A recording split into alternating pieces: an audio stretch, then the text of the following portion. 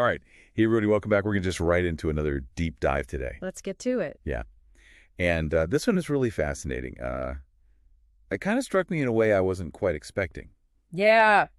So the idea we're looking at is, well, it's really about how you can show someone the way, but they still have to walk the path themselves, you know? Classic kind of wisdom, right? Like that old saying, you can lead a horse to water. Exactly.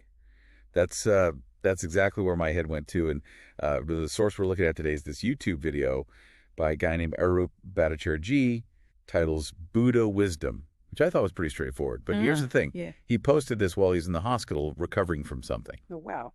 Yeah.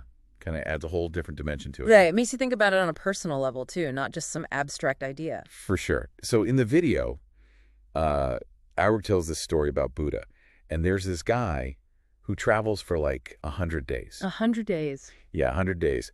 Just to find Buddha and basically yell at him for not ending suffering in the world. Man, that's a lot of dedication. I feel like after day 10, I'd be like, you know what? Maybe suffering isn't so bad.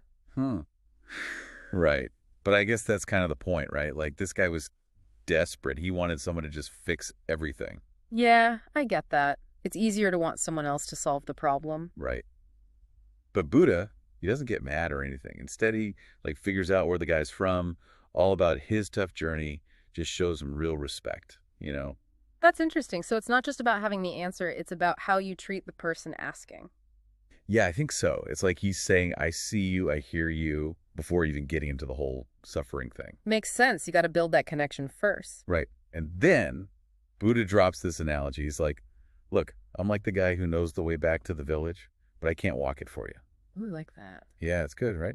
You can point someone in the right direction, but they got to take the steps. We all have our own journeys, huh? Exactly. And what makes this whole thing really hit home is Arup connecting it to his own situation. Being stuck in the hospital. Yeah, he talks about how the beds are all full, he needs a breathing machine, and they're still trying to discharge him. Like, he's got his own stuff going on. Wow, that's tough.